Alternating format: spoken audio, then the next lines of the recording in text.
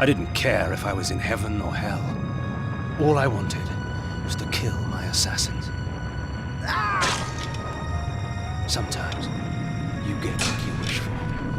The necromancer Mortanius offered me a chance for vengeance, and like a fool, I jumped at his offer without considering the cost.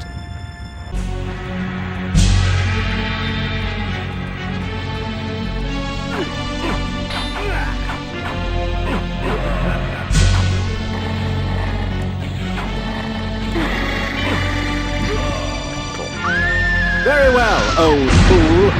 If it is death you seek.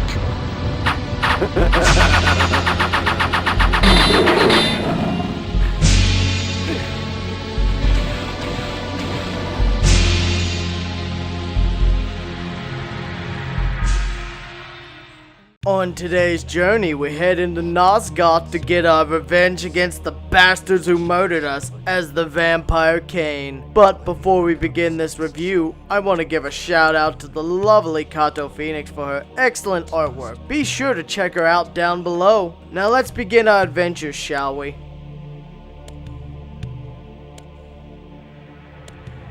Taking place in the kingdom of Nosgoth, you play as a nobleman named Cain. Late one night outside of a pub, you are murdered by a gang of bandits hired to kill you. End it! Now!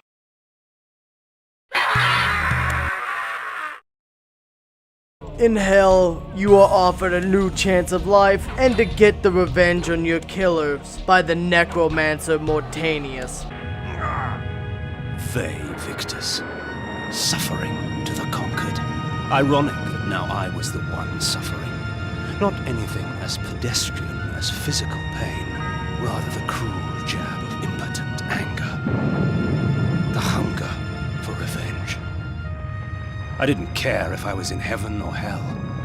All I wanted was to kill my assassins. Sometimes, you get what you wish for. The necromancer Mortanius offered me a chance for vengeance, and like a fool, I jumped at his offer without considering the cost. Nothing is free, not even revenge.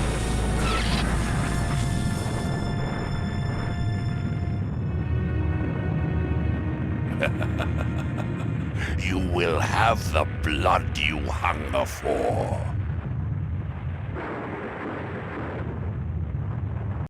Once you awaken your crypt, your journey begins and the bloodlust commences. The overall story is interesting, filled with tons of cool characters and some damn solid voice actors, especially for 1996. I am in love with Simon Templeman's performance as Cain.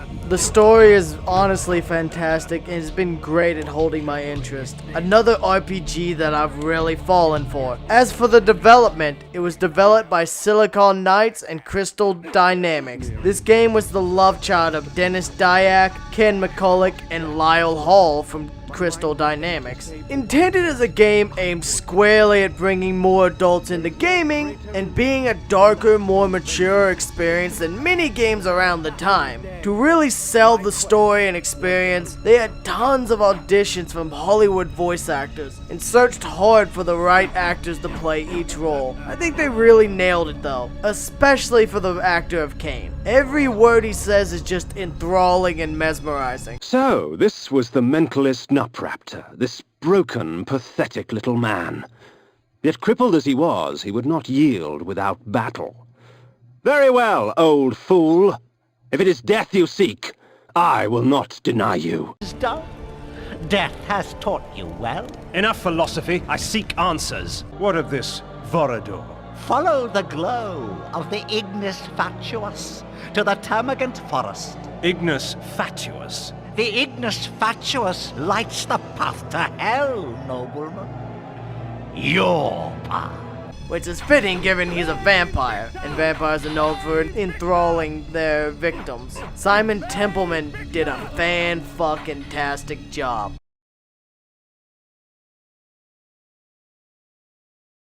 A top-down RPG, you travel around the world, cutting down bandits, monsters, and all sorts of critters with a variety of dangerous and deadly weapons and spells. Of the weaponry, I love the axes the most. Go in a combo and your character will spin for several seconds, slicing and dicing anything within axe's reach of you. Each weapon has certain enemies that it's more or less effective on, such as the club is more effective on humans because you can stun them to open them up for an instant kill drain attack, which will also restore your health at the same time. While faster enemies, the sword tends to be a more effective option, giving you a nice balance of speed and damage with stun lock potential. The axes let you swing into a whirlwind of death towards slower enemies, but at the downside of not being able to utilize your magic at the same time. Speaking of magic, there's two types: reusable spells that your character learns at the various dungeons hidden throughout the world, and these use mana, and one-time use cards. Both of these are very valuable for differing reasons. Bolt, a basic spell you acquire fairly early, will be one of your most utilized spells, as you can use it to zap foes out of range of your melee strikes, or foes too dangerous to just charge head on. And it can also be used to solve puzzles and activate switches from a distance, especially across gaps. The light spell does exactly what it says on the tin. It can light up a room, the dark outdoors, and anywhere you're having trouble seeing. Some of the one-time use spells are quite nasty as well. Implode makes an enemy suction inwards until they implode, spreading their guts everywhere. Of all the methods I employ, this is perhaps the cruelest, causing my victim's body to shrink on itself, crushing bones and rupturing organs till the pressure inside bursts the sack of fleshy skin, spraying its contents for all to see. Putrefaction makes an enemy die of toxins and explode into a pile of poison on the ground that can poison others around them. Energy Bank temporarily gives you unlimited power, which you can use as you see fit. One of your most common abilities you will use is the Blood Drain, which lets you siphon blood from your enemies and use that to bolster your health and mana reserves when they are in a stunned state, chained to a wall, or sleeping in their beds. You also have a variety of different forms that you can switch to at any time to utilize their valuable powers. But keep in mind, this does consume mana. Lycan form will let you jump up and down ledges in the environment, while also moving faster and dealing increased melee damage with your claws, at the cost of not being able to use your magic until you transform back. The disguise form will let you trick humans into thinking you're a normal person and hopefully extract useful information from their dialogues. There are benefits to traveling beneath a human guise. The threat to my person is lessened and much information can be gleaned. However, the illusion is flimsy, and any act of aggression on my part can break the spell. Bat form will allow you to fast travel between beacons on the map.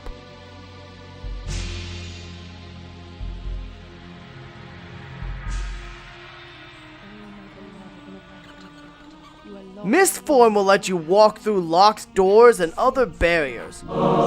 When in mist form, I am invulnerable to physical weapons, blade and claw. I can seep through locked doors and cracks and move swiftly like a shadow fleeing light. Given that this is an old school RPG with an overworld, there's a lot of goodies and loot hidden around the world. Keep an eye out especially for the blood fountains. There are several of these hidden throughout the world, and each one grants Kane a boon of some sort, such as immunity to rain damage, or extra strength, or faster mana regeneration. Not to mention there's new armor, weaponry, additional spell cards to use for the one-time use spells. There is plenty of reason to explore thoroughly. There's also a ton of variety in enemies, bosses, and environments, which really helps with that exploration factor. Speaking of, the bosses are pretty cool and are often a puzzle of sorts, having to figure out their weaknesses and how to exploit it for an opening. Take the first boss, Nopraptor, for example. In his arena, he's throwing out waves of magic attacks. The ones that are a different color from the green ones will fade for a second or two, giving you an opportunity to run between the waves and advance closer to the boss. And once you get close enough, you can wail on him for a bit.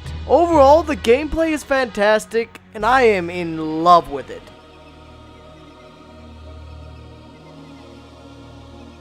It's definitely not the prettiest game anymore, though those old-fashioned CGI cutscenes still hold a special place in my heart. There's a lot of nice sprite work here though, although it can be a bit hard to see in the dark backgrounds. And if you were playing this on a PS1 or a PS2 instead of a PS3 that upscales the resolution, it would be pretty hard to see and blurry on a modern TV, but that's not really the game's fault. The sprites are pretty cool though. I especially love the environments. They feel so cool and varied and detailed. The game runs smoothly, though load times can be somewhat annoying at times. They are longer than you'd expect, though not more than 5 to 10 seconds. It's enough that it's a noticeable difference though. And it can be annoying when you're walking through a lot of load zones in short succession. A bonus of the game though is its fantastic atmosphere, with its moody, dark, and violent, bloody world. It looks so great and I love it. The chosen voice actors are also fantastic, especially Simon Templeman. He was a perfect fit for the dark and sadistic Kane. I really do love the style this game has. It's just dripping with charm and charisma, and there need to be more RPGs like it.